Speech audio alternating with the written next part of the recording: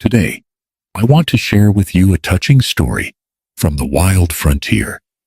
It is about a young woman who disguised herself as a soldier to seek the truth behind her father's death. Along the way, she crossed paths with a quiet scout, a man of few words but a steadfast heart. Together they uncovered betrayal, carried heavy secrets, and discovered a love neither had expected. Now, let me begin the story. The summer sun of 1860s baked the hard ground of Arizona Territory, turning dust into gold-colored haze that clung to the boots of every man who set foot on the parade ground at Fort Huachuca. The fort wasn't much more than weathered barracks, a handful of corrugated sheds, and a flagpole pole, stubborn against the sky. But for the men stationed there, it was home.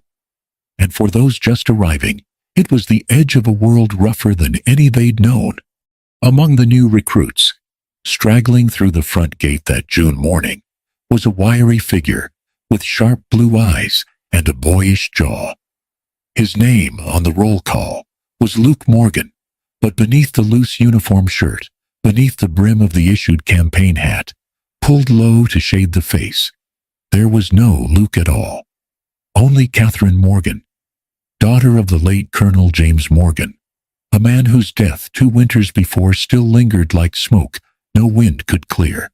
Kate had spent months preparing this deception, binding her chest tight, roughening her voice, cutting her hair ragged so it hung like any youth who'd grown up without a barber handy. At 23, she was older than most of the boys around her, but the desert sun had a way of hardening faces quick. All she needed was time, and a chance to dig for the truth she was certain lay buried in this fort. Her father's death had been called an accident, a misfired pistol while cleaning. But Kate had read the report, and it smelled of lies. Her father had been strict, principled, and not the kind of officer to look the other way at corruption. The whispers she'd caught in town, the abrupt silence of men who once served under him, it all told her he had been silenced. And if the truth lay anywhere, it was here, among these barracks, in the company of men who might have known. "Move along, Morgan," a sergeant barked, snapping her from her thoughts.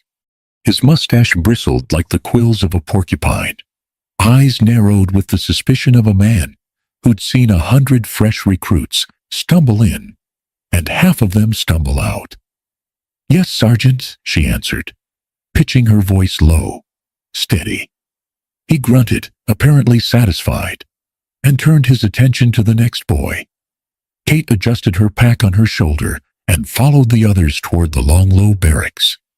Inside, the air was thick with sweat and lithe soap. Bunks lined both sides, blankets tucked sharp as a knife edge. A half-dozen recruits jostled and jeered, shoving each other toward the best cots. Kate kept her head down, moving to the farthest bunk, laying her roll in silence. She could not afford close inspection. That afternoon, the recruits were marched onto the training ground. The heat shimmered above the dirt like smoke, and dust clung to the back of Kate's throat. She swallowed hard, forcing herself into rhythm with the others. Her father had drilled her once, in the meadow behind their house in Virginia, teaching her to march, to stand tall, to hold a rifle steady. She drew on that memory now, on the way his hand had adjusted her shoulders, the calm firmness in his voice. "Keep your eyes forward, Luke," she whispered to herself, as if he still guided her steps. It was during the rifle drills that she noticed him, the tall Apache scout standing apart from the company, arms folded, expression unreadable. His skin was the color of sun-warmed bronze, his long black hair bound in a single braid that brushed his shoulder. He wore the loose shirt and buckskin leggings of a plainsman, not the stiff blue wool of the soldiers. The others called him Nakai Yazi, though a few spat the name with the same contempt they gave the dust under their boots. Kate studied him, as discreetly as she dared. He didn't carry himself like the others, no swagger, no barked laughter. Instead, There was a quiet steadiness in him, the way his eyes missed nothing, the way he stood apart, as though he'd long ago learned the cost of drawing too near. When the recruits took turns firing at the targets, Kate stepped forward, the Springfield rifle heavy in her hands. She squeezed the trigger, the butt kicking her shoulder, and the bullet bit close to center. She lowered the rifle with a satisfied breath. A voice beside her, low and awkward, said, "Good shot." She turned, surprised. It was Nakai, standing a pace off, his gaze fixed on the target, not on her. "Thanks," she replied, forcing her voice to hold the rough edge she practiced. She tilted her head with a grin she meant to look cocky. "Don't suppose you shoot much yourself." His dark eyes flicked to hers, quick as a hawk's glance, before dropping away. "Enough." Something in his tone, plain unboastful, made her push further. "Careful, friend, or I'll show you how a Morgan shoots circles around an Apache." He shifted, uncomfortable, but said nothing. Only the faintest color touched his cheekbones. Kate smothered a laugh, feeling a flicker of mischief spark in her. It was dangerous, she knew, to draw attention. Yet something about his quiet reserve made her want to prod, to see what lay behind it. "Maybe tomorrow," she added, letting the words hang as if it were a challenge. He gave no answer, only returned to his post. But Kate thought, though she might have imagined it, that the corner of his mouth twitched, almost a smile. That evening the barracks dimmed with lantern glow. Men sprawled on bunks, trading crude jokes, boasting about women left behind or fights half won. Kate kept her head bent over her boots, pretending to polish. The disguise was holding, but nerves crawled at the back of her neck. One slip, one careless moment, and the game would end before it began. A shadow crossed her bunk. She looked up to find Nakai standing there, silent as dusk. For a heartbeat, she thought he'd seen through her already. But he only said, "You should loosen that strap." He pointed, not at her uniform, but at the way her pack straps cut harsh lines across her shoulders. "Hurts when you march long," he added. Kate blinked, then gave a slow nod. "I'll keep that in mind." He inclined his head slightly, then moved away, as soundless as he had come. Later, as the barracks settled into uneasy sleep, Kate lay awake on her cot, staring at the rafters. The scent of lye, sweat, and dust pressed close. Around her, men snored, muttered in dreams, turned restlessly on thin mattresses. She thought of her father's face, stern yet kind, the day he rode west to take command. She thought of the telegram that had come instead of his return. "Accidental discharge," it read. She had burned the words into her memory, convinced from the first that they were a lie. Now she was here, walking a razor's edge between discovery and the truth. And somewhere in this fort, in the silence of closed doors and guarded words, lay the answer. Her eyes closed at last, the desert wind rattling the shutters. Before sleep claimed her, a single image lingered. The quiet Apache scout, his eyes sharp as flint, yet shy of her gaze. He had noticed her, truly noticed more than the others. Kate wasn't sure yet if that was a blessing or a danger. But in her bones, she knew. Nakai Yazi would matter. The days that followed fell into a rhythm of dust, sweat, and shouted orders. The recruits drilled from sunup to sundown, rifles and bayonets clattering in their hands, boots pounding the earth until blisters blossomed on their heels. The Arizona heat bore down without mercy, turning the parade ground into a griddle. Kate Luke, she reminded herself whenever her mind slipped, forced her body through every fishing hour. Her palms blistered from the Springfield, her shoulders ached from the weight of the pack. But she kept her jaw tight, because faltering meant questions, and questions could bring her whole disguise crashing down. It helped that most of the other recruits were little more than boys, some no older than 18, too green to look too closely at anyone else. They cursed the heat, laughed at their own clumsiness, and collapsed at night, like calves after branding. She blended among them well enough. But Nakai, he was different. She felt his eyes sometimes, steady as the desert stars, watching from the edge of the drill yard. He was not part of their formation, but always near. Arms folded, his expression calm as stone. He moved among the officers at times, silent, listening. It was strange she feared discovery most from him, and yet felt strangely safer when he was nearby. One blistering afternoon, Sergeant Collins barked orders for a forced march into the hills. Packs loaded, rifles slung. The recruits trudged into the scrubland beyond the fort. The desert stretched around them, prickly pear and mesquite clawing at the earth, lizards darting between rocks. Kate kept pace, though the straps of her pack dug deep into her shoulders. The sun hammered down, sweat sliding into her eyes, but she would not fall behind. Beside her, one of the younger boys stumbled. "Damn boots," he muttered, pulling at his laces.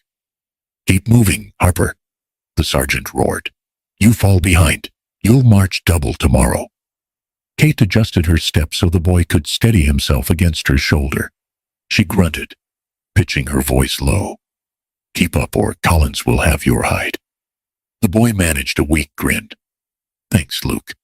Nakai walked ahead with the column, moving like the desert belonged to him.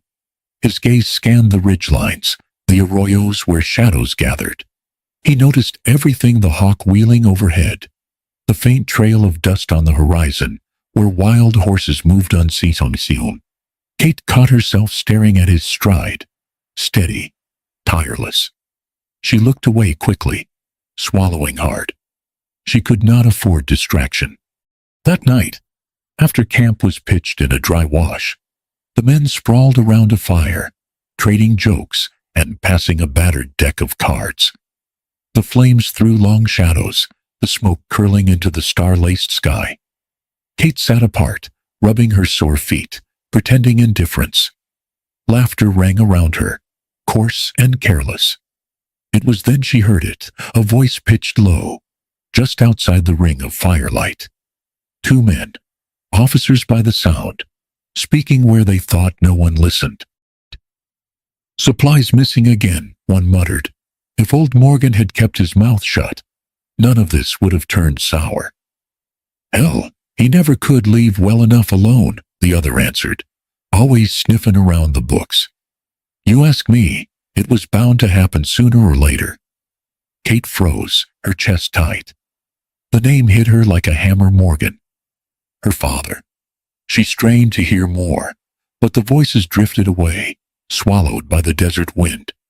Her hands trembled. The story she'd been fed an accident was crumbling. She had been right. There was rot here, and her father had died for explaining it. But who had pulled the trigger? Who had hidden it?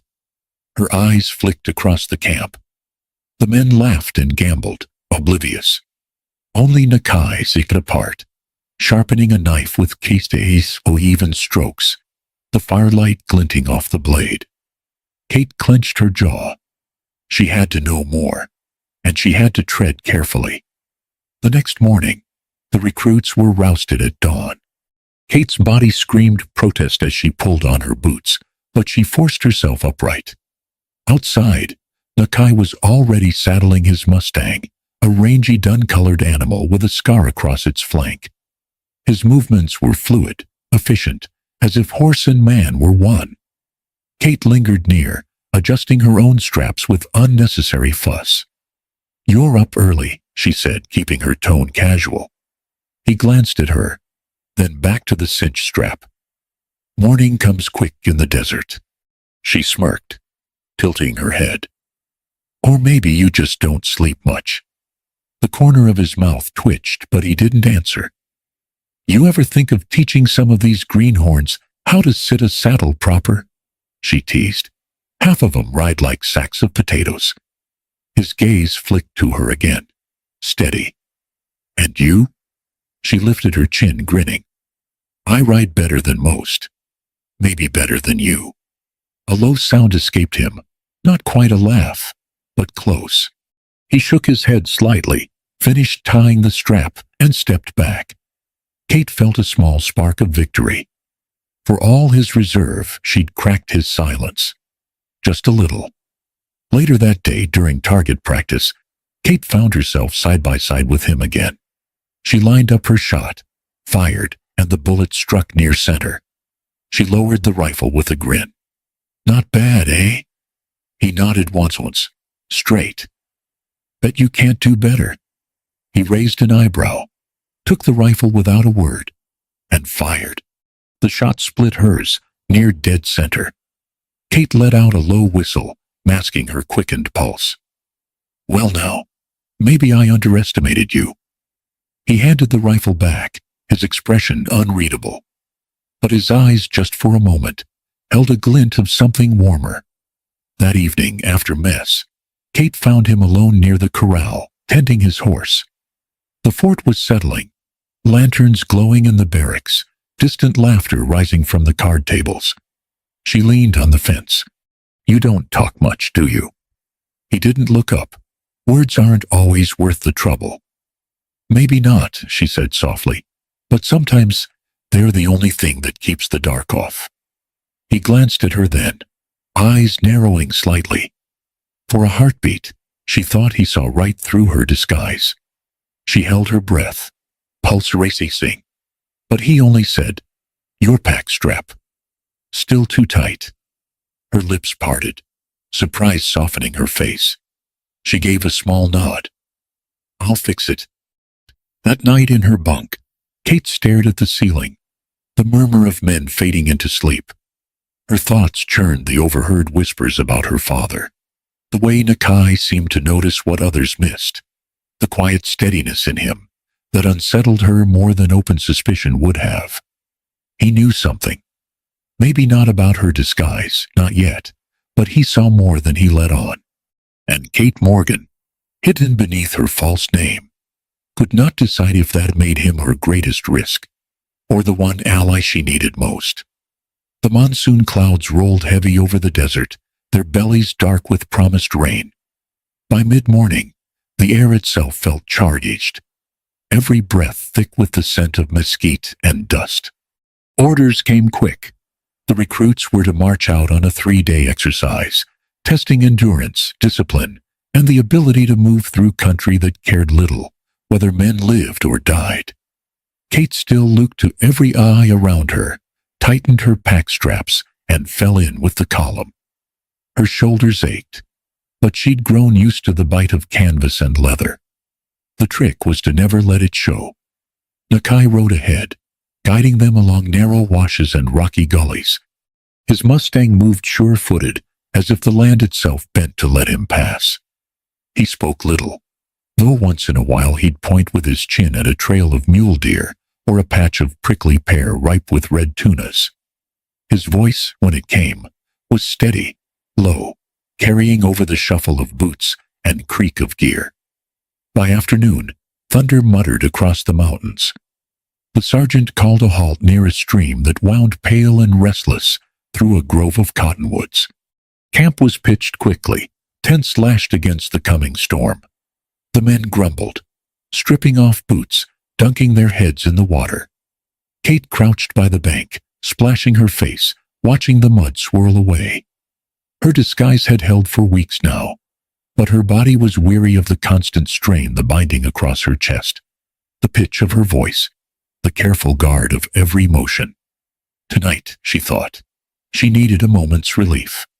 Just a moment. When the others settled into dice games and cookfires, she slipped away toward a bend in the stream where reeds grew thick. She peeled off her mud-stiff shirt, then the rest, stepping into the cold rush of water. The shock stole her breath, but it felt clean, freeing. She dunked her head, let her hair cropped short though it was float loose around her. For the first time in weeks, she felt herself again. Not Luke the recruit, but Kate Morgan, daughter, seeker of truth. She closed her eyes, letting the water run against her skin. And then, a rustle in the reeds. A shadow. Her eyes flew open. On the far bank, movement. Panic spiked. She gave a startled cry, half scream, half gasp. In the next instant, there was a splash, heavy boots hitting water. Luke. The voice cut sharp. Nakai. He barreled into the stream, knife drawn, scanning for danger. But there was no threat. Only Kate, chest deep in water, arms crossed in desperate modesty, her face pale with shock. He froze. The knife lowered slowly. His eyes widened, not with lust, not even with anger, but with dawning understanding.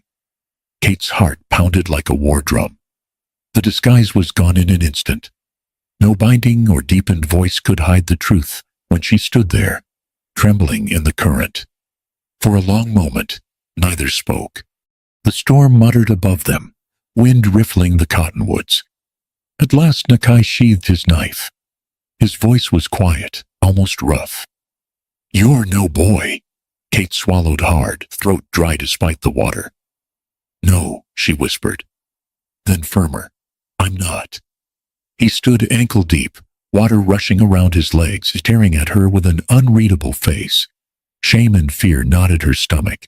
Would he shout for the sergeant? Drag her back to camp in disgrace? But Nakai only turned slightly, giving her the courtesy of his averted gaze. "Finish," he said. "I'll stand guard."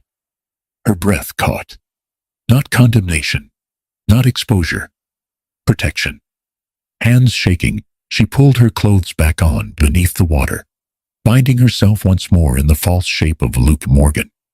When she waded to shore, he was still there, back to her, eyes on the tree line.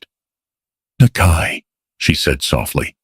He turned then, studying her face in silence. There was no judgment in his eyes, only gravity. "Why?" Kate hesitated. The words clawed inside her chest, but something in his gaze, steady, patient, unlocked them. "My father," she said, voice low. "Colonel James Morgan. They told me he died cleaning his pistol, but it wasn't an accident. I know it wasn't. Somebody at this fort. Somebody had him killed." Nakai's jaw tightened. He looked down at the water swirling past his boots. "Your father," his voice trailed, then steadied. "He saved me. Years ago. At the San Carlos crossing. I would have been cut down if not for him." Kate blinked. "You knew him?" He nodded once. "He treated me like a man, not a dog to be used and cast aside. I owe him my life." His eyes lifted to hers, dark and clear. "That debt now belongs to you." The words struck her deep. She hadn't expected an ally. Not here. Not in this place of hard faces and harder truths. "You'll keep my secret?" she asked. "I will," he said simply. "But secrets are heavy things. Be sure you can carry it." She drew a long breath, nodding. "I have no choice." Back at camp, Kate settled by the fire, but her mind was far from the dice and laughter of the men around her. Across the circle, Nakai sat in his usual silence, feeding small twigs to the flames. He did not look at her, did not speak. Yet she felt the weight of what had passed between them, something fragile, something dangerous. For the first time since donning her disguise, she was not utterly alone. The march continued the next day beneath heavy clouds. Rain swept across the desert in sudden bursts, plastering hats to heads, turning arroyos into rushing brown torrents. The recruits cursed and slogged on. Kate moved among them, her secret burning in her chest. But when she stumbled once on a slick rock, it was Nakai's hand that steadied her, firm and brief. No one noticed, but she did. That night, huddled beneath canvas while rain hammered down, Kate lay awake, listening to the storm. She replayed the moment in the stream, his face, his words. She had expected ridicule, punishment, betrayal. Instead, she'd found an ally bound by an old debt to her father. Her father. She closed her eyes, remembering his stern smile, his steady voice. She would find the truth for him. She owed him that much. And now, maybe she would not have to walk the path alone. The storm passed as quickly as it had come, leaving the desert washed clean, the air sharp with the scent of wet earth. By morning, the recruits were back on the march, boots squelching in mud, rifles slick from rain. The land itself seemed transformed cactus spines glistening with drops, arroyos cut deeper where water had carved in the night. Kate trudged with the column, her pack heavy, but her mind heavier still. Nakai now held her secret, the single truth that could And yet she felt strangely lighter, as though the burden wasn't hers alone anymore. She stole glances at him when she dared, walking ahead with the scouts, his braid damp against his back, his stride steady as ever. Every so often he glanced back, and every time she felt the faintest lift in her chest. That evening, the company made camp on a rise above the San Pedro River. The air was cool, the sky painted red gold as the sun bled behind the mountains. The men sprawled around cook fires, trading jokes and curses, while Nakai tended his horse near the edge of camp.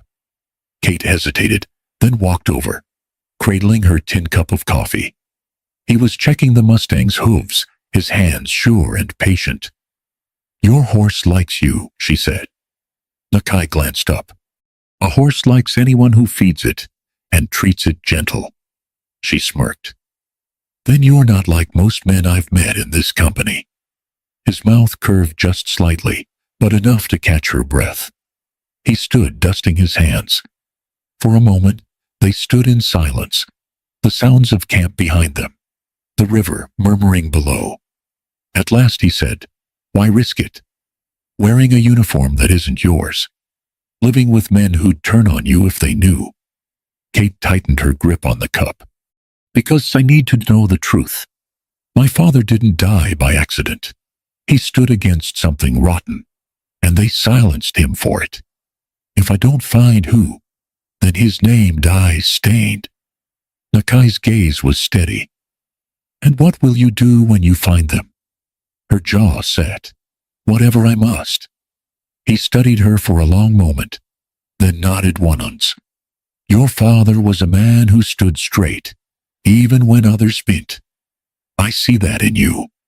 Her throat tightened, unexpected heat behind her eyes. She turned quickly, staring at the dark line of the river. "You knew him better than I thought," she whispered. Nakai's voice softened.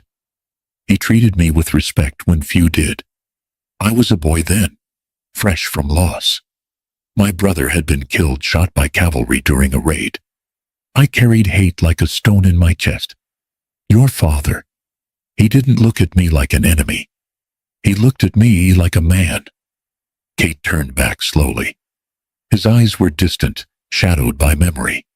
"I wish I'd known him that way," she said quietly. "To me, he was always the officer, the father.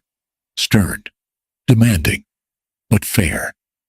Nakai's gaze found hers, something unspoken passing between them. Pain, respect, a bond formed not by choice but by shared loss. The days stretched on, drills and marches blurring together. Yet within the monotony, Kate found moments that drew them closer. One afternoon, she struggled with a stubborn mule assigned to haul supplies. The animal balked, ears flat, refusing to budge no matter how hard she tugged the rope. The other recruits jeered, shouting crude encouragement. "Careful, Luke, mule's stronger than you." Kate grit her teeth, tugging harder. Sweat stung her eyes. Then Nakai stepped forward, quiet as always. He laid a hand on the mule's neck, murmuring words in his own tongue. The animal shifted, ears twitching, then followed him, as if nothing had been wrong. Kate blinked. "How did you—" "Not with force," he said simply. "With patience." She chuckled. "Seems I could learn from you." His eyes flicked to hers. "You're learning already." Her smile faltered under the weight of his gaze. She looked away, heart beating quick. At night, when the men slept, Kate sometimes lingered by the embers of the fire. It was there Nakai joined her one evening, carrying a scrap of paper and a stub of pencil. He crouched, brow furrowed. "What's that?" she asked. "Report," he said, "for the captain." "I write slow." She leaned closer. The words were careful, blocky but halting. "You're teaching yourself?" He gave a small nod. Kate hesitated, then offered, "I could help." His eyes lifted, wary, but after a pause he handed her the paper. She sat beside him, guiding his hand as he traced letters. Their shoulders brushed, warmth humming in the cool desert night. When his hand faltered, she steadied it with her own. Their fingers touched rough callus against softer skin, and she felt a jolt through her chest. He glanced at her, eyes dark and unreadable, before returning to the page. By the time they finished, the stars wheeled bright above, and the silence between them was full, not empty. But trust was a fragile thing in camp. One wrong move, one slip, and the mask could shatter. It nearly did one morning when Corporal Dwyer barged into the tent as Kate was dressing. She'd unbound herself for the night, desperate for a breath of wheeze. The corporal's eyes narrowed at her half-fastened shirt. "What in hell?" Before panic could seize her, Nakai's voice cut through the air. "Corporal!" Dwyer turned. Nakai stood in the entrance, calm as ice. "Captain needs you at the supply tent." The corporal grumbled, suspicious, but stomped off. Kate exhaled, shaking. "You." Nakai only said, "Be careful. Eyes are everywhere." She swallowed, nodding. The gratitude in her chest was sharper than words could hold. One evening, after a long march, they found themselves alone by the river, fetching water for camp. The sun hung low, painting the water bronze. Kate crouched, filling her canteen. "You've kept my secret more than once now," she said softly. "Why?"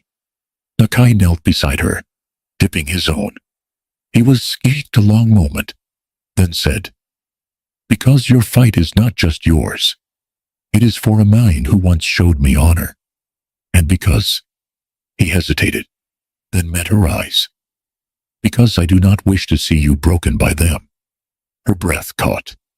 The air between them tightened, charged like the sky before a storm. She looked away, heart hammering.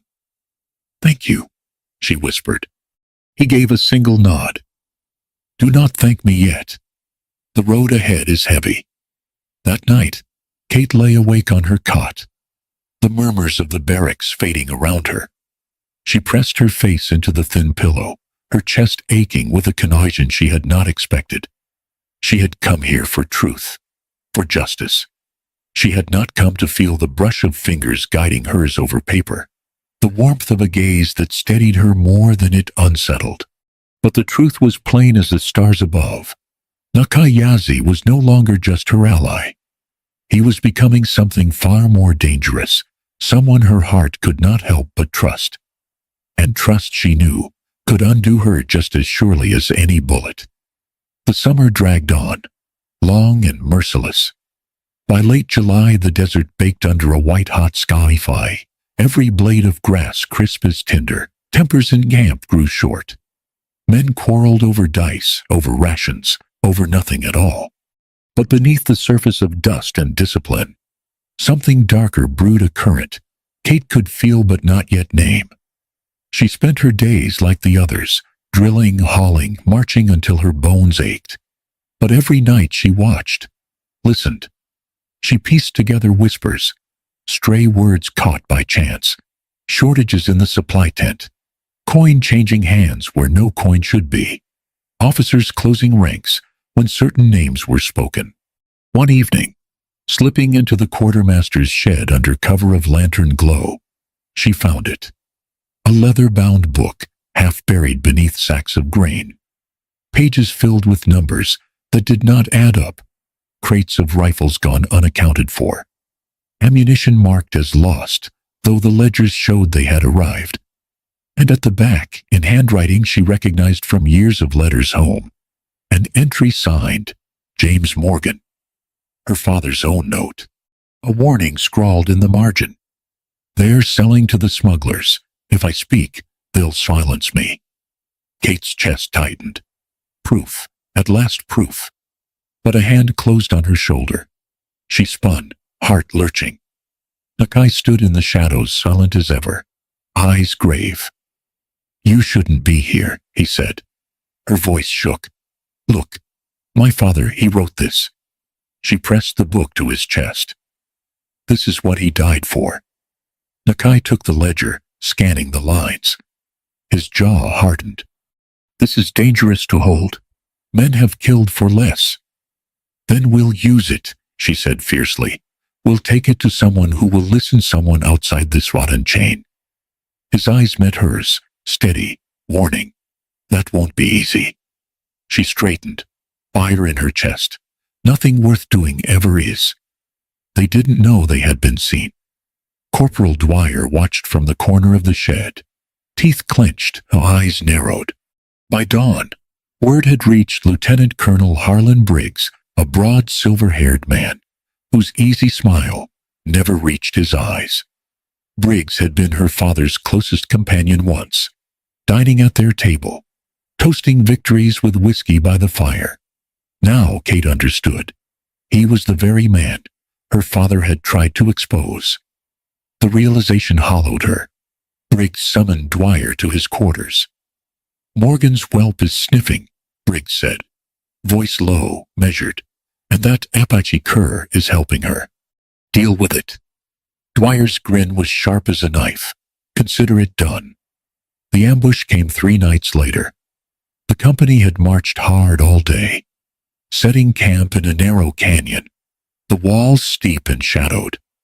Kate lay awake, uneasy. The night pressed close, too quiet, the silence of men holding breath. Then movement. She rolled just as a figure loomed above her cot, blade flashing. The knife slashed down, catching only canvas as she twisted away. Shouts erupted. Another shadow lunged Dwyer, teeth bared. Before she could cry out, Nakai was there. He tackled the assailant, the two of them crashing into the dust. Steel rang, fists struck. Kate scrambled back, heart hammering. Dwyer came for her, blade gleaming in the firelight. Should have stayed quiet, Morgan, he hissed. The name on his tongue froze her. He knew, but Nakai rose behind him, knife in hand.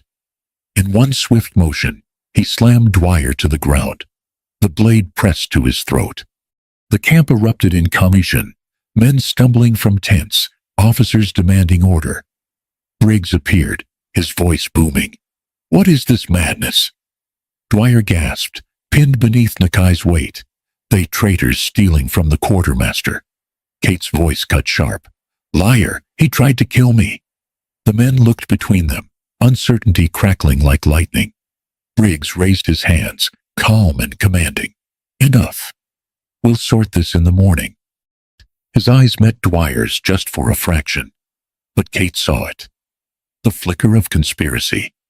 She knew then, if she waited till morning, she'd never see daylight again. That night, while the camp dozed uneasy, Nakai slipped into her tent. He carried the ledger tucked beneath his shirt. They'll silence us, he said quietly. We can't stay. Kate sat up, heart racing. Where would we go? He gestured toward the canyon mouth. North. There's a captain in Prescott Reed. He's known for being honest. If anyone will hear us, it's him. And if we're caught before then, she asked. His eyes held hers. Then we fight. For a moment, the weight of it pressed between them, the risk, the peril, the truth they carried like contraband. She swallowed hard. Then let's go. They slipped from camp, beneath a moon thin as a blade. Every shadow seemed alive, every rock, a lurking figure. Nakai moved silent as a ghost, guiding her through gullies and dry washes, away from the glow of lanterns. Kate's pulse thundered in her ears, but she matched his stride, clutching the ledger close. Behind them, a shout rang out. "They're gone!" Boots pounded, rifles clattered. "Run," Nakai said, low and firm. They sprinted through the canyon, stones skittering underfoot. Shots cracked, ricocheting off the walls. Kate ducked, breath burning in her lungs. A bullet sparked against rock inches from her head. Nakai grabbed her arm, pulling her down a side wash. "This way." As they scrambled over boulders, hearts wild, until at last the gunfire faded behind. Only then did they collapse against a ridge, panting. Kate clutched the ledger to her chest, shaking. "They'll hunt us." Nakai wiped blood from a cut along his brow, his breath ragged. "Then we stay ahead." His eyes met hers, fierce, unyielding. "You asked me once why I keep your secret. This is why. Because I will not see you silenced, like your father." Her throat tightened, emotion rising swift and raw. In the moonlight, his face was drawn, weary but steady. She reached out without thinking, her hand brushing his. He did not pull away. For the first time since donning the false name of Luke, she felt wholly herself, Kate Morgan. Peters of Trace Morgan, alive in her truth and no longer alone. By dawn they were miles from camp, the desert stretching endless around them. Ahead lay the long road to Prescott, to Captain Reed, and perhaps to justice. But Kate knew the men they fled would not stop. Briggs had too much to lose, too much blood on his hands. The chase had begun, and in the quiet space between heartbeats, with Nakai at her side, Kate realized that what bound them now was more than duty, more than debt. It was something deeper, something she had not sought, but could no longer deny. The desert dawn came cold, the horizon painted in streaks of rose and silver. Kate sat huddled by the small mesquite fire Nakai had coaxed from dry twigs, the ledger heavy in her lap. Her body ached from the night's flight, boots blistering her feet, but her mind churned harder than any wound. "They won't stop," she whispered. Nakai crouched across from her, feeding the flames. His face was drawn but steady. "No, men like Briggs never stop until the ground is pulled from under them. That's why we take this to Reed." "Captain Reed in Prescott?" She nodded slowly. She'd heard of him, a man known for fairness, in a world that had little of it. If anyone could strip Briggs of his mask, it was him. Still, fear gnawed at her. "If we don't make it," Nakai met her eyes, "then we fall fighting. But better that than silence." Her throat tightened. She pressed the ledger to her chest. "For my father," she murmured. Nakai's gaze softened. "For him. And for you." They rode hard through the day, taking turns on Nakai's Mustang while the other walked. The land rose into low hills, cottonwoods lining the creeks, the air carrying the smell of pine. By dusk they reached the outskirts of a mining town, the streets crowded with wagons and dust. They needed rest but not notice. Nakai guided them to a rundown stable on the edge of town. An old Mexican hostler, toothless and stooped, agreed to give them a corner stall and a scrap of hay. "Don't want no trouble," the man muttered. "You won't have any," Nakai assured him. That night, Kate lay on the hay, the ledger tucked beneath her coat. Exhaustion pulled at her, but sleep would not come. Every creak of the stable boards, every distant shout in the town set her nerves alight. Nakai sat against the wall, knife across his lap. The lantern light cut sharp lines across his face, the braid falling over his shoulder. "You should rest," she whispered. He shook his head. "I'll rest when you're safe." Her chest tightened. She wanted to thank him, but the words felt small. Instead, she reached across the straw, her fingers brushing his hand. He stilled, then slowly, deliberately, turned his palm to meet hers. In that quiet corner of a forgotten stable, surrounded by dust and shadows, they shared no kiss, no promise, only a touch that spoke more than either dared say. loud. They set out before dawn, but Briggs was faster than they guessed. By noon, riders thundered after them, their red sashes snapping in the wind. "Hold on," Nakai shouted, spurring the Mustang hard. Bullets cracked, dust spitting at their heels. Kate clung to him, Ledger pressed between them. The desert blurred past arroyos, scrub, jagged rocks, but the hoofbeats closed in. Nakai wheeled suddenly into a narrow canyon, the walls rising high and tight. Gunfire echoed like thunder, but the pursuers hesitated at the mouth. "Shortcut," Nakai panted. "If we make it through, we'll reach Prescott by nightfall." But the canyon was no easy road. Loose shale slid beneath hooves, the path twisting sharp. Twice the Mustang nearly stumbled. Kate's heart hammered, terror rising. At the narrowest bend, a shot rang out. Stone splintered, sparks fawning. Nakai grunted, staggering. Blood darkened his sleeve. "Nakai!" "I'm fine," he hissed, forcing the Mustang onward. His face was pale, jaw set. The canyon spat them out onto open plain at last. Prescott lay beyond the far ridge, the promise of justice waiting. But behind, Briggs's riders poured after them, relentless. Nakai slowed, swaying in the saddle. "Go," he gasped. "Take the Ledger." "No." Kate gripped him tight, fury blazing through her fear. "We finish this together, or not at all." His eyes met hers, fierce and proud. Slowly he nodded. They reached Prescott by late afternoon. The Mustang lathered with sweat, Nakai barely upright. The town bustled, miners, traders, soldiers moving in and out of the garrison. Kate slid from the saddle, dragging Nakai's arm over her shoulder. "We need Captain Reed," she cried, staggering toward the fort's gate. The guards moved to block her, rifles crossed. But then a tall man in a clean officer's coat stepped forward, brows drawn. "What's this?" "Captain Reed?" Kate gasped. "I am." She shoved the Ledger into his hands.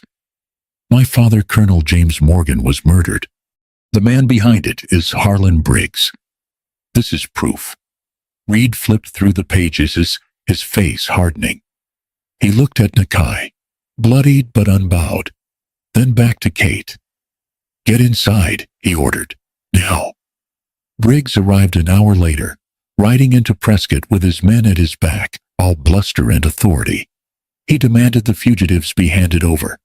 But Captain Reed stood at the courthouse steps, Ledger in hand, soldiers at his side. "The evidence is clear," Reed said, voice like iron. "You embezzled supplies, sold arms to smugglers, and silenced Colonel Morgan when he threatened to accuse you." Briggs's face twisted, fury burning through his charm. He reached for his revolver. A shot cracked. His gun clattered to the dust. Soldiers closed in, shackles clanging. Katie stood frozen, breath ragged, as Briggs was dragged away, cursing.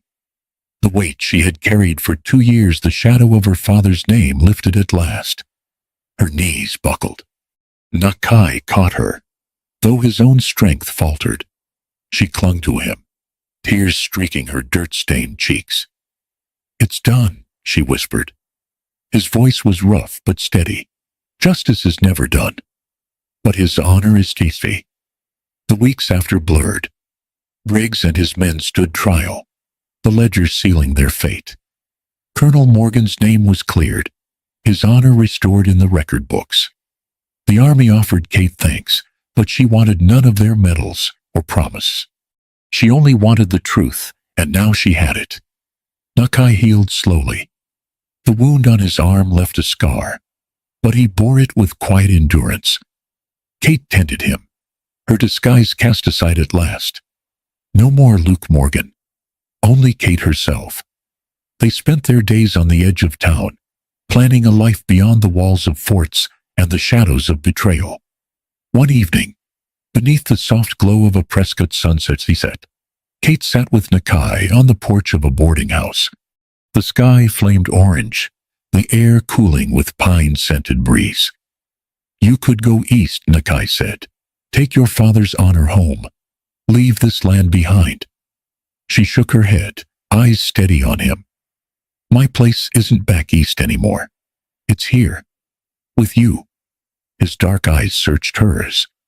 You're sure? Kate smiled faintly, slipping her hand into his. I've never been more sure. They sat in silence, the kind that wasn't empty but full of storms weathered, of truths won, of futures unwritten. When the first star pricked the twilight, Nakai spoke, his voice quiet, but certain. You asked once if I'd regret standing with you. My answer is the same as it was then. She tilted her head, heart tightening. And what's that? He looked at her, his gaze steady as stone, soft as dawn. Every sunrise tells me I chose right. Kate leaned against his shoulder, the desert night settling warm around them. For the first time since her father's death, she felt at peace not because the world was safe, but because she no longer faced it alone. Hand in hand, with the stars above and the long road ahead, Kate Morgan and Nakai Yazzie stepped into their new life, built not on lies or disguises, but on trust, truth, and a love strong enough to weather any storm. Thank you for listening all the way to the end of this story. I'm truly glad you stayed with me. Your support means so much. Please consider giving this video a like and subscribing to the channel so I can keep bringing you more heartfelt stories like this one.